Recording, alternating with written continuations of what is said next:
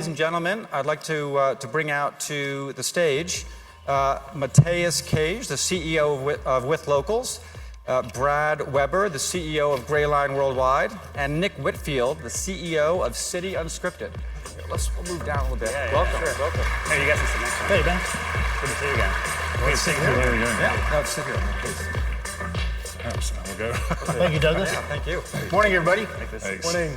Right. So I just want to do, just so everyone knows who you guys are and your your role and your place. Just so I think we got a good feel for Airbnb. So Withlocals, tours and experiences in destination with locals. That means a local is not a professional tour guide, and we'll get back to what that means, but that's certainly implied in the title. Yeah. So Brad, Greyline. Does anyone not know who Greyline is? Anyone need an explanation? Brad would be willing to give a 10-minute one, I'm sure. Yeah, no hands is a good sign on that question. All right, and Nick Whitfield from City Unscripted. So I'm going to say, is it kind of like Withlocals? Very different. No, there's a lot of similarities between us, for sure. So let's just. So I presented the research a little bit. So Matthijs, I'll just start with you. So explain to me what is a local experience? If I'm in Paris, it's local. So explain that to me. What does local mean? Yeah, so I guess for us, a local experience means really connecting with a local. So what it means for us is that we made a deliberate choice not to go with group tours, but only go private. I think a group tour can be great, but in that case you connect with the other travelers, and we want you to connect with the local, meaning it's a private tour, just you and the local, so you really get to know the locals and connect with the local culture. Okay. Nick, what about you? What's your definition of local? I think for us it's more, it's very similar, but for us it's very important that the travelers are matched to the local in some way. So they either have a shared interest, say a shared personality, culture, so that when they do have the experience, it's like walking around a city with a friend who lives in that city who's very knowledgeable, a lot more knowledgeable than most of our friends. So having that very natural experience rather than something that is very prescribed. So feeling at home, but being able to explore, but feeling comfortable at the same time. So Brad, do you offer local experiences? Yes. And that's, you didn't start with me. You started with these guys, right? I'm just teeing you up, man. Exactly, you're teeing me up. No, 95% of our locations, they're owned and operated by family businesses. These are original makers and entrepreneurs that loved their city, loved their country, loved what they do, and so they just built a business around it. So this concept that if you're on a more organized or more professional tour that you're not having a local experience is a myth, because the reality is you are having a local experience. You are with people that live there, work there, send their kids to school there, know the best roads, eat the bars, eat the restaurants. So let's just get that out there. When you travel with a professional sightseeing company, it is run by locals. Okay, so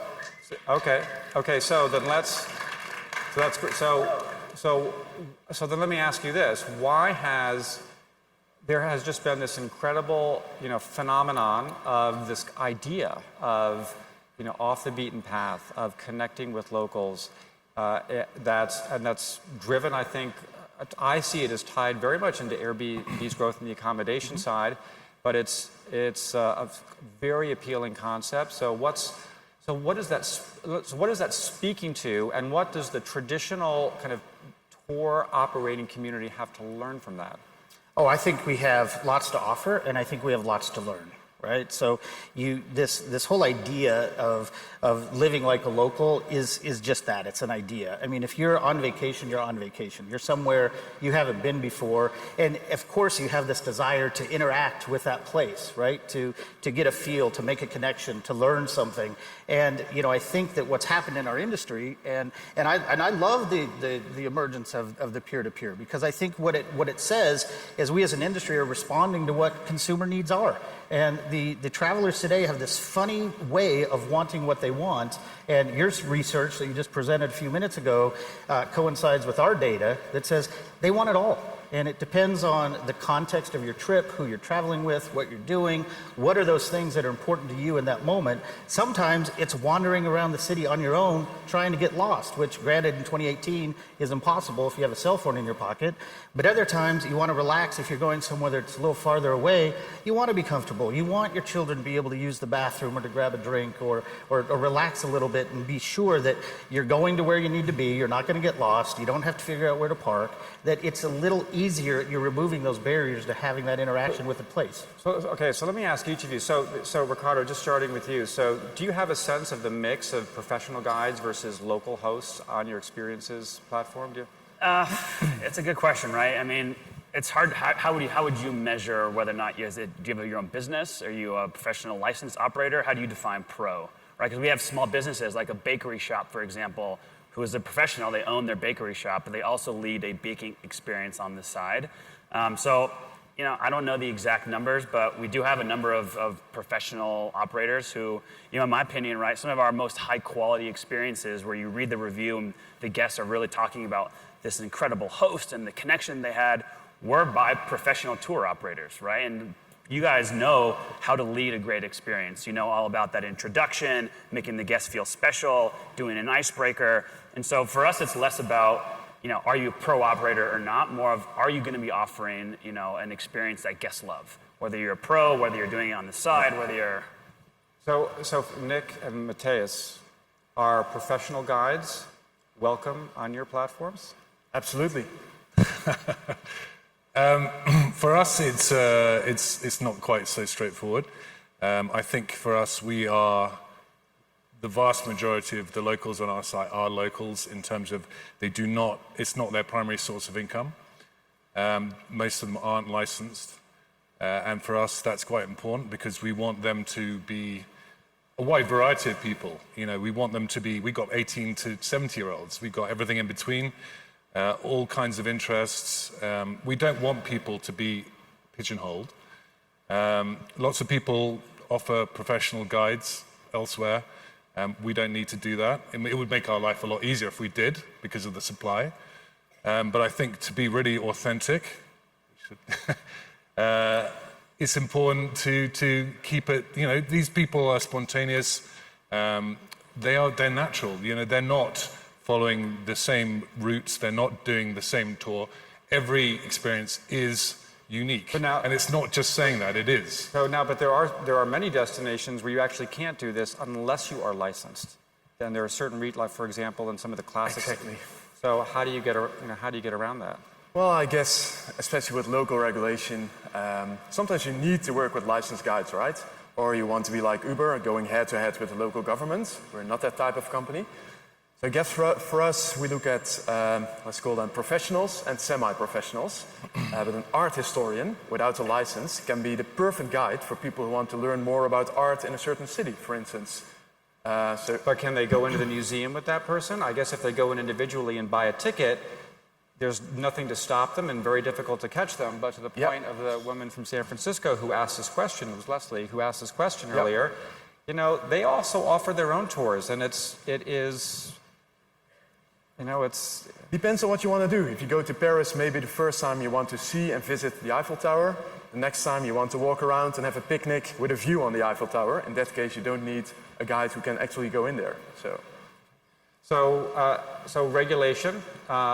So in the markets you operate where regulation is requirement, how do each of you, I'll just start with you, Matthijs, again. We'll just go down. How do you deal with it?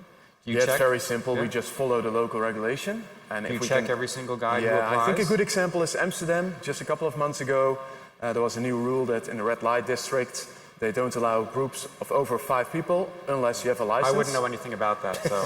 I know. You're busted again, Matthijs. That's why I'm telling you. You listening, Leslie? So if you happen to be there with a group of more than 5 people, find somebody with a license. Okay. Yeah. Okay. Nick, how about you? What do you do? So we do have 1 or 2 professional guides on our books as well. But at the same time, we don't necessarily... So in places like Rome, we do not take guests into the attractions where you have to have a licensed guide. So we say to them, if they want that, we will find a licensed guide for them. So what we're offering in that circumstance is much more similar to like an acclimatization experience, which like a relocation company would offer. So I think we're on sort of firm ground, but I think, that's debatable as well. And Riccardo, what do you do? Yeah, for us, it's quite simple. I mean, this is something that we really are focused on, making sure that we learned from our experience on the homes team, where we actually went head-to-head with local governments, and it wasn't the best for us or for our hosts. It's simple. If you're taking someone to a historic landmark or a public place of interest, and you are talking about the history of that landmark or of that place, you need a license. And so we make sure that if you're hosting an experience at One World Trade Center in downtown Manhattan, and you're going up the elevator and you're talking about the history of the landmark in the city, you're licensed. But if you're making hats in Midtown Manhattan, or you're, doing yoga on the beach in LA, you don't need a license for that. And there we really make sure that the host just has credibility and is an actual expert in that field. So I know we want to open up the floor for questions. I'm sure there's a bunch, but Sarah, go ahead. Can I comment on this? Yeah, please. I think that in our industry, when we celebrate this word disruption, I think some companies that are racing to scale or racing to exit, they've been somehow celebrated by ignoring the rules or breaking the rules. And I'd like to think that our industry in tours and activities has a responsibility. I mean, we have a responsibility to our destinations, to our attractions, to thrive on sustainable tourism. And if we're not practicing, the best practices by understanding why some of these rules and regulations are in place, I don't think we're doing our job as an industry. I think we have a responsibility to take care of the places that we actually take our guests to. But surely, I mean, being licensed doesn't make you good. It just means you passed the test. So, yeah, and surely a review is a much clearer reflection of whether you're providing quality. Absolutely, or not. absolutely. But if we apply that thinking to any other vertical in travel, are you going to fly in an airplane? Are you going to take a cruise? Are you going to hop in a rental car? But the risks aren't quite the same, are they? I disagree. When you travel, if I'm somewhere with my family, I'm literally putting my family in your care. And I think it's important that... Would you go on a tour with a guide without a license? I've done it, but I also know the business, right? And I know what the expectations are. You survived, right? Yeah, I've done walking tours. I absolutely survived. But I think as an industry, we have a resolution. I mean, these families are in our care. But our brands rely on quality, so if we don't deliver... Okay, I love this too. I love this too, because... If we don't deliver quality, we're dead in the water. So yes, surely that is the ultimate test. When you look at some right? of these platforms that are out there that you can join, literally it says, if you're a consumer trying to figure out, am I okay traveling with Matthijs or Douglas or Brad or whoever it is, it literally says, hey, our hosts, they know there's some rules and laws and stuff, and you need to comply with those. And I think the question we need to ask ourselves as an industry, is that enough? Where does that responsibility lie? But I guess your company's gone in 6 months, right? If you do it like that and you get crappy reviews because the experience is not great, people don't know their facts, they go to places where they need a license, it's not a great business model. Yeah, I mean, I've taken lots of licensed tours myself, and they've been horrendous. So, there's no one way is right. Sometimes they're good, sometimes they're bad. Being licensed, in my opinion, doesn't really change very much. And I think when you're talking about the licensing, I think there's a whole, you're talking about how you're delivering content, right? And we've been around for 100 years. If we weren't good at what we did, we wouldn't be here either. Exactly. But you having a license doesn't really change that one way or another. But I'm talking about more than that. I'm talking about, are we respecting the place, right? Because, there's a whole other segment of this conversation that we're not having, and that's over-tourism. And what are the contributors to over-tourism? And I think that sometimes you need to have just a little bit of guidance in how you're delivering an experience so that we're not doing that. So let's just step aside. So that was great, and I got a break. Okay, so that was really nice. So to see, okay, that was fantastic. I love it. But it's great. We got it all on camera, so it's fabulous. But so here's the reality. So I'm kind of sitting. I'll tell you, on both sides. So I have done Airbnb experiences, amazing. I've done one, and it was not so amazing. I've had traditional kind of, I guess, classic touristic experiences that have been great, and I've had some, where I've fallen asleep, right? And so I think we can debate that kind of, ad nauseum, right?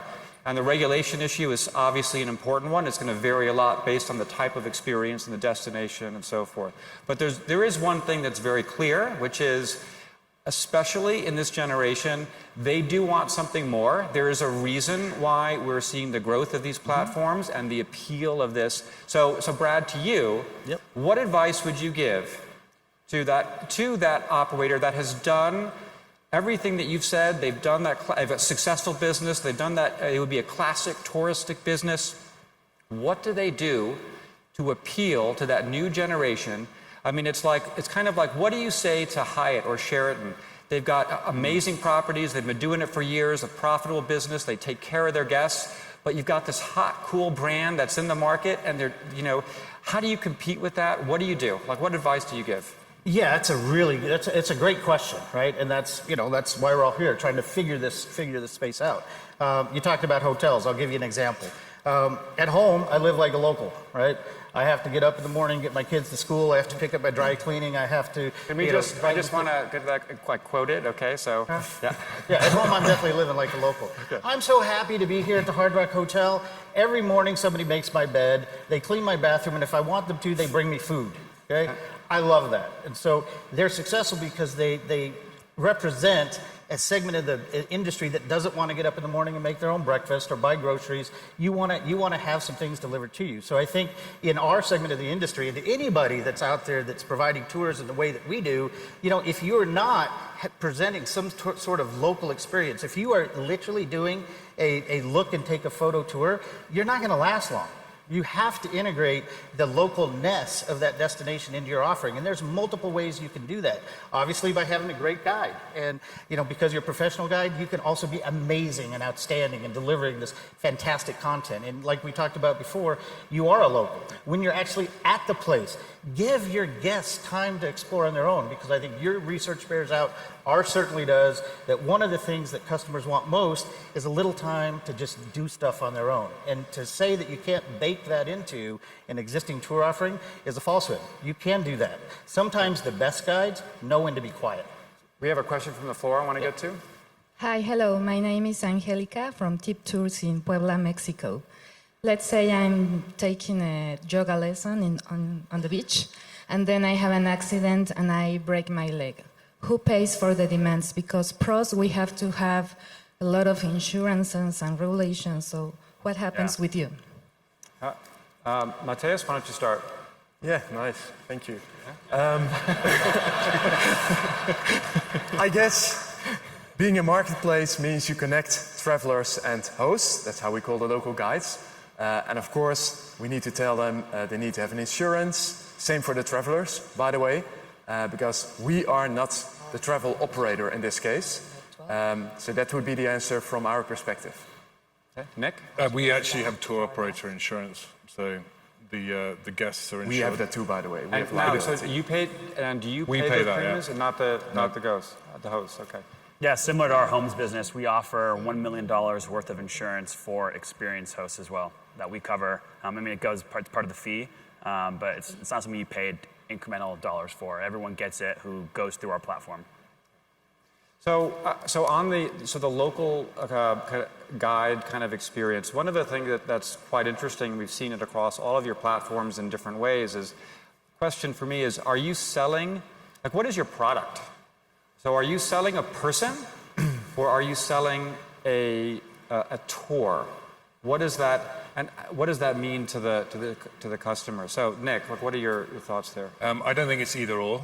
I think it's a package. But I will say, when I go on your site, I go by destination, and it's that individual that you're pushing front and center. So it feels like it's really that person. So that will change as well in the next few months. But we have actually been more experience led because it's easier for us. But we are going to be bringing more of the local into the front and center because at the end of the day, people want different things at different times, like you were saying before.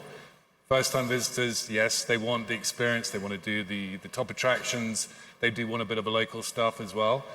Other people who've been there a bit more, maybe it was the second experience they want. But then, they want to get more in depth. Maybe they want to go off the beaten path.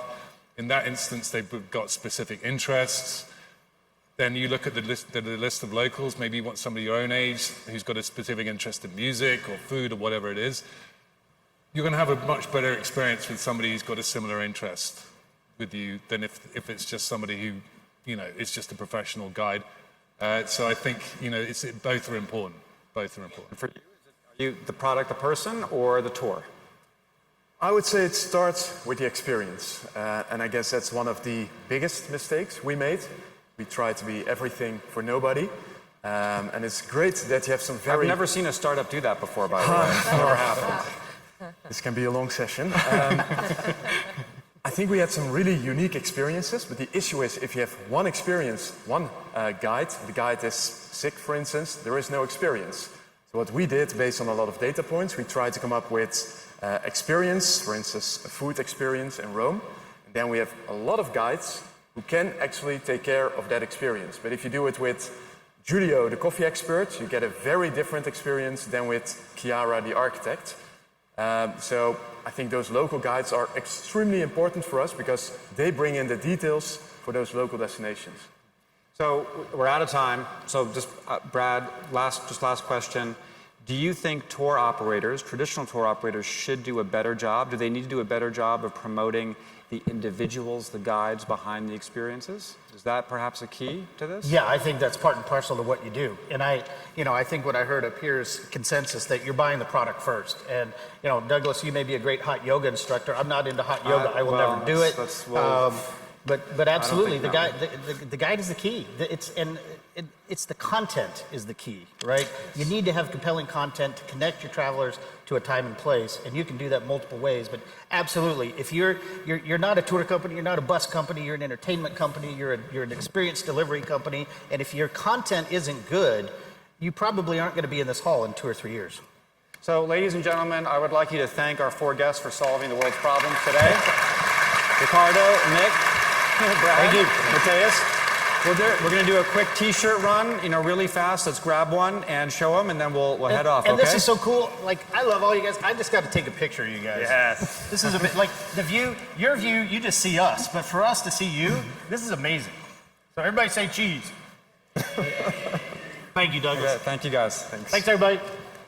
All right. I'm looking for a tie-dye one. There's quite a lot of shirts. They're all too small for What's that?